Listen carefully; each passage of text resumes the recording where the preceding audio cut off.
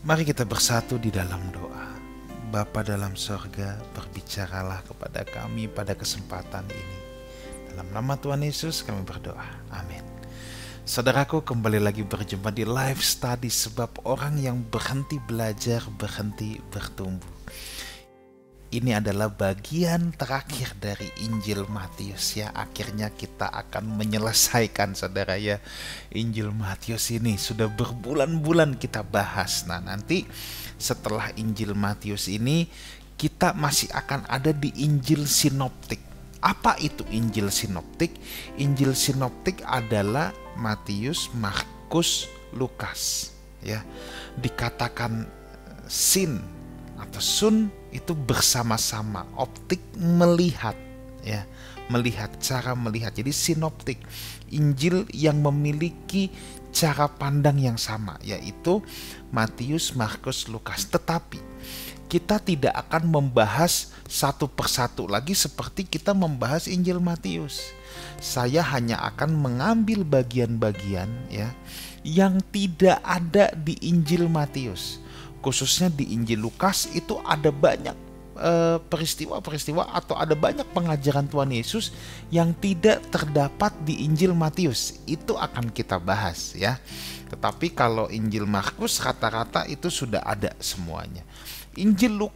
Kalau Injil Markus rata-rata sudah ada. Injil Lukas yang banyak tidak ada. Misalnya perumpamaan tentang anak yang hilang, itu kan nggak ada di mana-mana, cuman ada di Injil Lukas. Nanti itu akan kita bahas sebelum kemudian kita masuk ke Injil Yohanes, di mana kita akan mulai lagi dari awal ya, dari ayat yang pertama. Nah, pada kesempatan ini saudaraku, di bagian terakhir dari Matius 28 ini ya, ayat 16 sampai 20 kita kenal dengan amanat agung ya. Judul perikopnya perintah untuk memberitakan Injil. Nah, kenapa dikatakan amanat agung ya? Ini adalah pesan terakhir. Amanat itu pesan, agung itu penting, mulia. Ini pesan yang sangat mulia. Ini saat terakhir sebelum Tuhan Yesus naik ke sorga.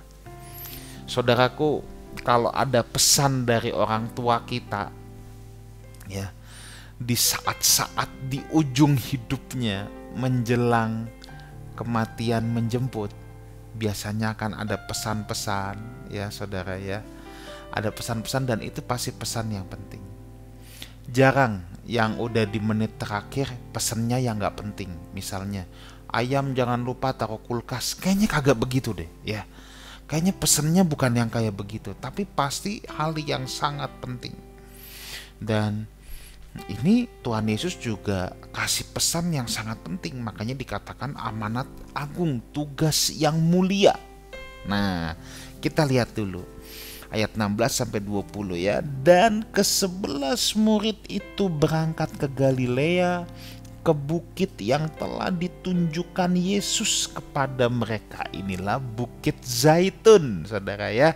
Kalau saudara tur ke Israel, saudara bisa ketemu ada namanya Bukit Zaitun ya. Nah, nanti kita bahas lagi saudara ini ketika kita membahas Kisah Rasul.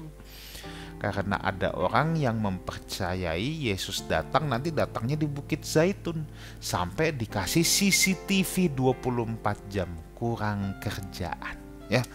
Tapi oke ya, itu bukan persoalan kita. Ayat 17. Ketika melihat dia, mereka menyembahnya, tetapi beberapa orang ragu-ragu. Nah, bayangin, ini sebenarnya agak konyol saudara. Kenapa konyol? Orang yang ikut ke sini ini udah tahu jelas-jelas dia udah mati dan bangkit. Saudara, gimana kira-kira kalau saudara ngeliat udah mati bangkit loh ini?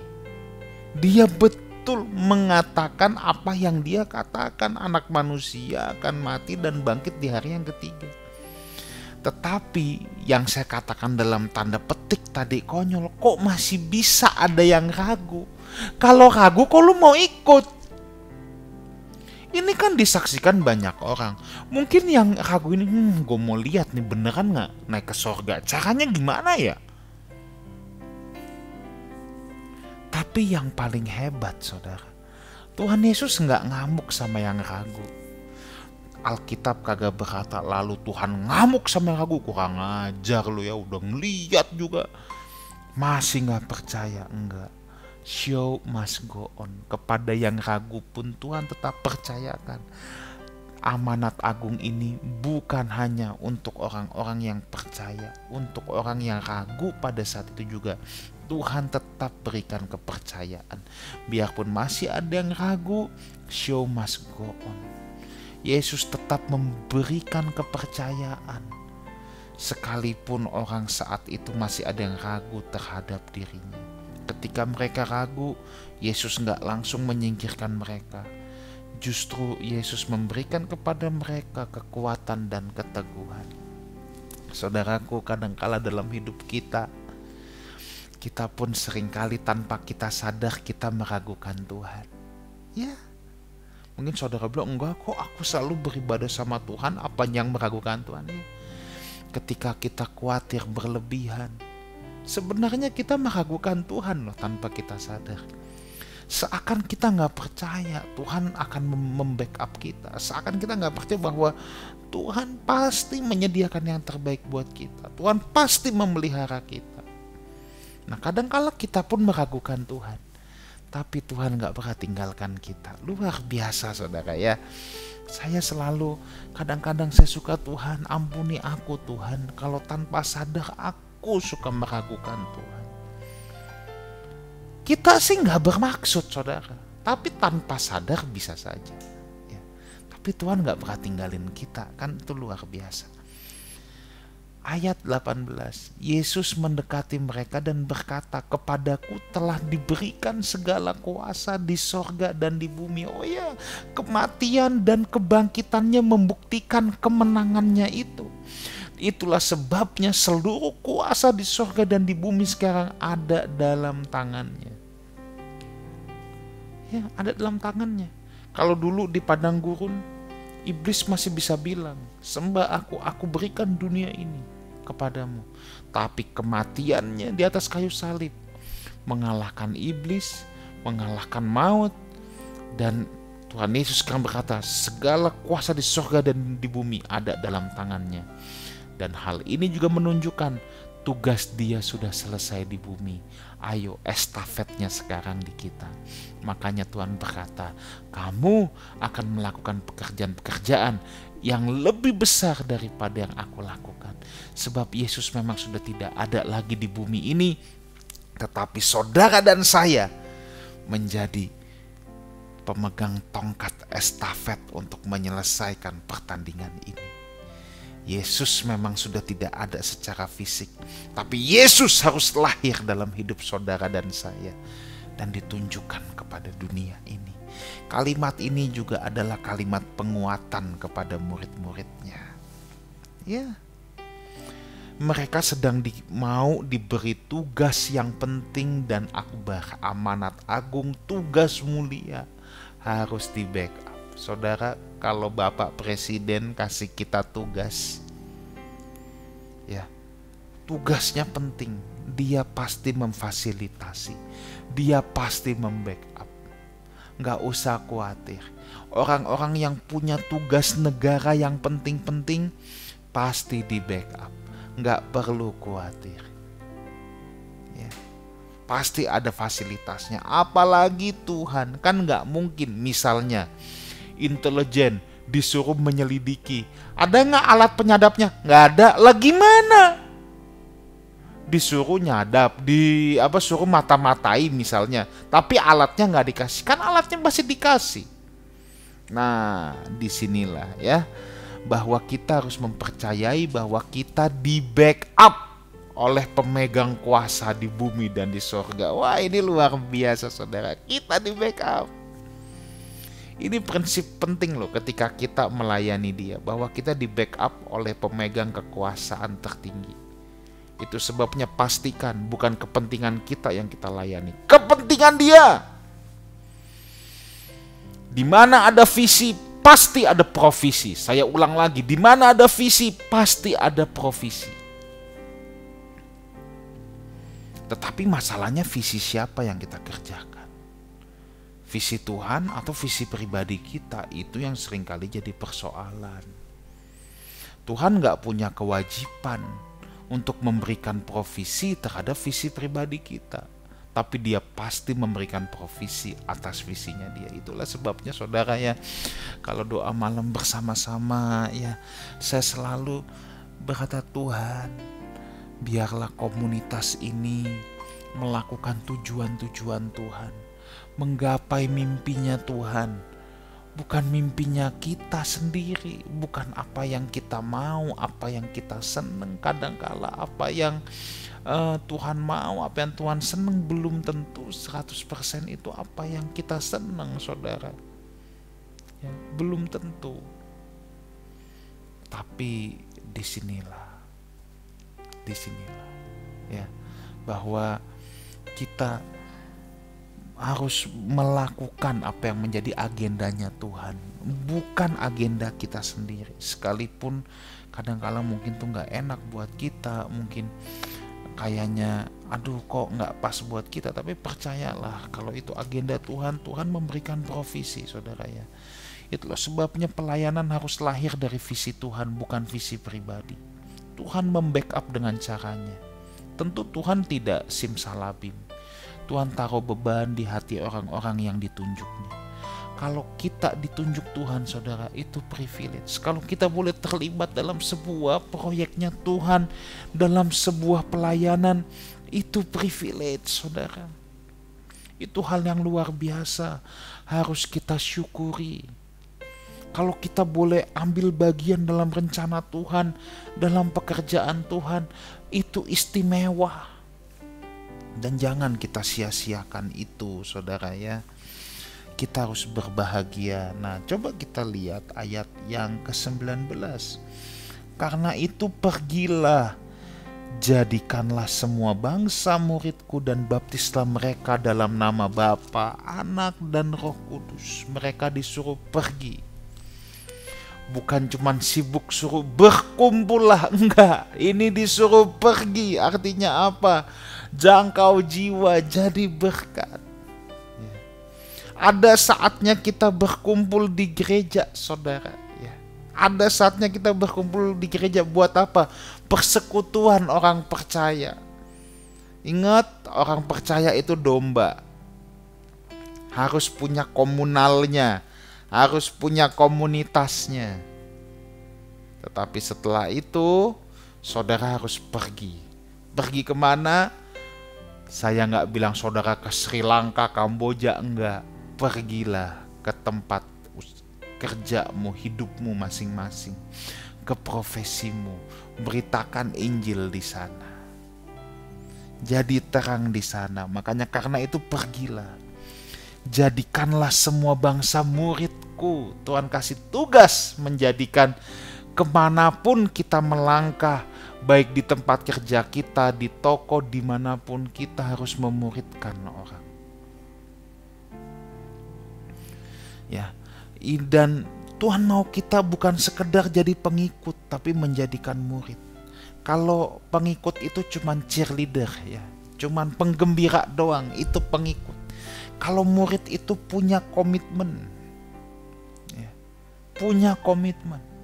Dan di sini dikatakan, dan baptislah mereka dalam nama Bapa, Anak dan Roh Kudus. Ini juga ada perintah untuk membaptis. Nah, saudara, ini dalam ayat 19 ini kan ada 4 buah perintah. Pergi, jadikan murid, ya, ajarlah mereka, ya, dan baptis. Nah, dari 4 perintah ini, ya, dari 4 perintah ini, kata pergi, baptis, dan ajarlah adalah bentuk partisip, ya, dan menjadikan murid dalam bentuk imperatif. Jadi yang betul-betul imperatif perintah itu adalah menjadikan murid. Partisip artinya caranya. Jadi intinya perintahnya menjadikan murid dilakukan dengan cara pergi, baptis, dan ajarlah. Nanti ayat 20 nih, kita baca dulu deh. Dan ajarlah mereka melakukan segala sesuatu yang telah kuperintahkan kepadamu, dan ketahuilah aku menyertai kamu senantiasa sampai kepada akhir zaman. Jadi intinya menjadikan murid dengan cara apa? Pergi. Kalau untuk konteks kita apa? Dimanapun saudara berada, ya, dimanapun saudara berada. Nah, jadi ingat, jangan bilang gereja nggak penting. Gereja adalah komunitas, tempat kita secara korporat diperlengkapi.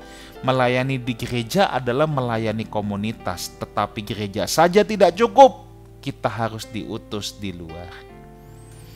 Lalu Tuhan kan kita punya tugas untuk menjadikan murid. Caranya apa? Pergi, baptis, ajar. Nah, jadi kalau pergi itu bicara kita melayani dalam kehidupan keseharian kita.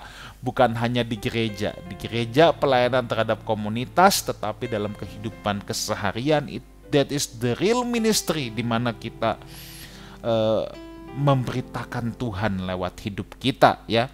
Baptis itu apa? Bukan ketemu orang, saudara ketemu kolam, saudara celepin langsung, enggak, ya. Baptis itu bicara mengajak orang untuk meninggalkan kehidupan yang lama dan mengundang mereka untuk masuk dalam kehidupan yang baru. Jadi ini bukan soal teknisnya saja, ya. Memang kalau orang menerima Tuhan Yesus, baptisan itu kan covenant, saudara, perjanjian. Ada orang yang udahlah itu gampang lah, itu nggak usah. Enggak, baptisan itu penting, saudara. Itu covenant, itu lambang, tanda. Tetapi yang juga penting maknanya. Baptisan harus dilakukan dengan makna yang benar. Tidak ada makna yang benar juga kalau nggak mau dilakukan baptisannya. Tuhan Yesus saja dibaptis kok, ya. Jadi kalau saudara udah percaya Tuhan Yesus, mempercayai dia memikul dosa saudara, ya, saudara harus menyerahkan diri dibaptis. Ketika kita menyerahkan diri dibaptis, kita seperti membuat sebuah perjanjian dengan Tuhan. Kita membuat sebuah covenant dengan Tuhan, ya. Nah, dan maknanya, esensinya adalah baptislah mereka. Itu bukan siapa aja ketemu di tengah jalan saudara baptis, bukan. Tetapi itu kita mengajak orang, ya. Kita menginfluence orang. Ini kan makna rohaninya.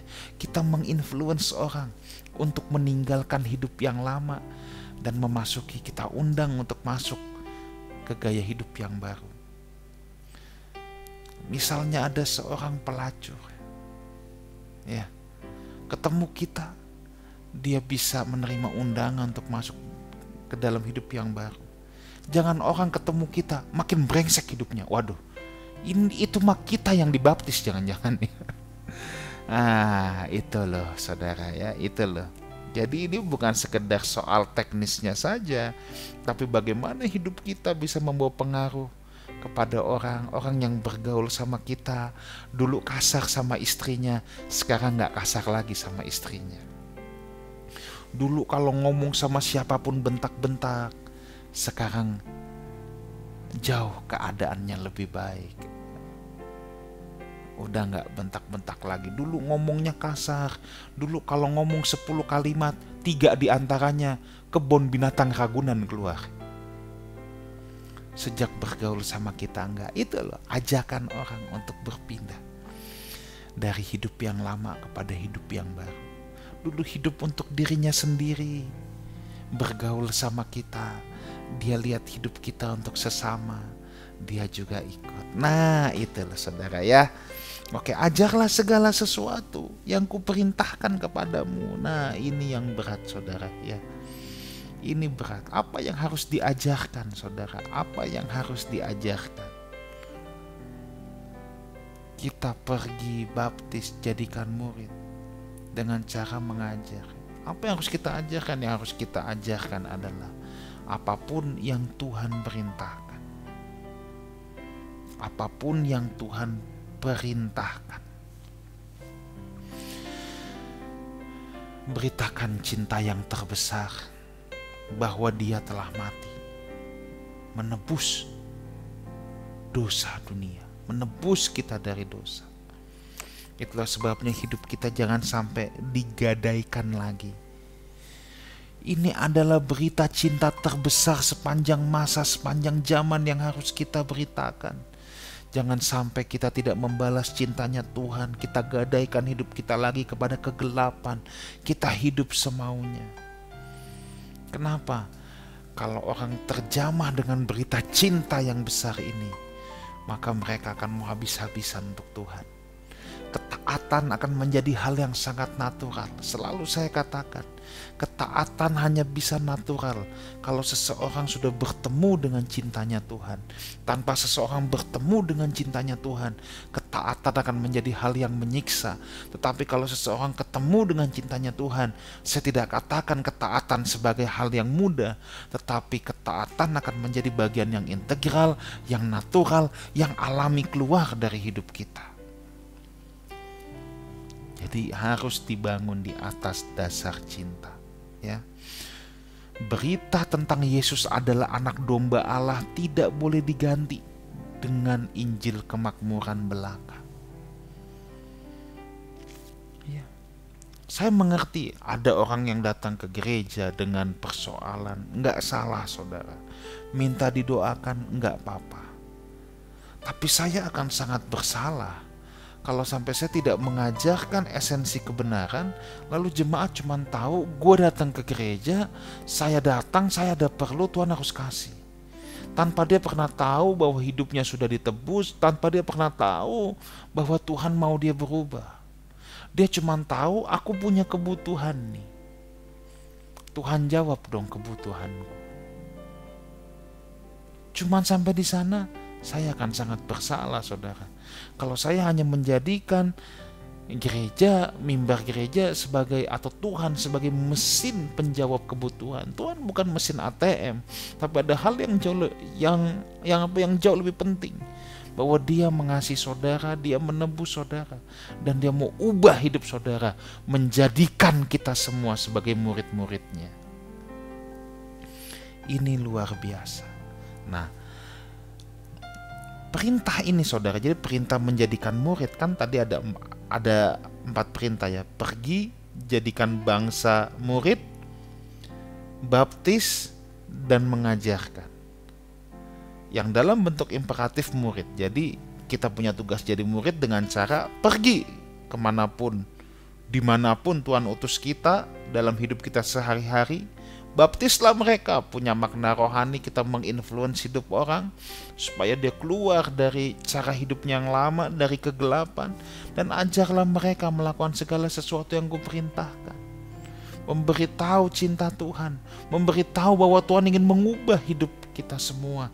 Tuhan ingin mengubah karakter kita. Itu kan tujuan pengajaran Tuhan Yesus, bukan? Dan Tuhan tutup dengan ini, dan ketahuilah aku menyertai kamu senantiasa sampai kepada akhir zaman. Ayat ini ayat yang sering dikutip jadi ayat kata-kata mutiara, bahkan banyak di pajangan-pajangan tembok ya, yang dibingkai rapi, yang dijual di toko-toko buku rohani. Tapi saya mau katakan, ayat ini hanya berlaku untuk orang-orang yang mau mengemban amanat agung ini. Ayat ini hanya berlaku, penyertaan Tuhan ini sampai kepada akhir zaman. Berlaku untuk orang-orang yang mau pergi, baptis, mengajarkan. Ya, baptis di sini bukan saudara harus selemin orang saja, tetapi ingat tadi makna rohaninya. Saudara mau menginfluence hidup orang untuk keluar dari cara hidup yang lama kepada cara hidup yang Tuhan inginkan. Dan mengajarkan, memberitahukan cinta kasih Tuhan, memberitahukan karakter kita mau diubah oleh Tuhan. Maka berlakulah ayat ini. Penyertaan diberikan kepada orang-orang yang mau mengemban amanat agung ini. Penyertaan Tuhan ini enggak main-main saudara. Ini provisi. Kerajaan Allah yang membackup kita. Kalau saudara punya backup misalnya pejabat, aparat, mungkin kita bisa merasa aman dengan backup itu. Tapi saya harus beritahu saudara bahwa backup yang paling hebat adalah backup dari kerajaannya. Sebab satu saat kelak ketika kita di ujung hidup, nggak ada lagi yang bisa backup kita. Tapi kalau kita punya backup yang satu ini, itu luar biasa. Selamat menjadi duta-duta Kristus. Saya berdoa setiap saudara menerima amanat agung ini, menerima tugas yang mulia ini. Amin. Kita berdoa. Terima kasih Tuhan. Kami mau menyambut, menerima tugas yang agung ini, yang datangnya daripada Tuhan. Biarlah dalam hidup kami, bukan agenda kami yang kami hidupi, tapi biar agendanya Tuhan. Dan kami yakin di mana ada visi, di sana ada provisi dari Tuhan.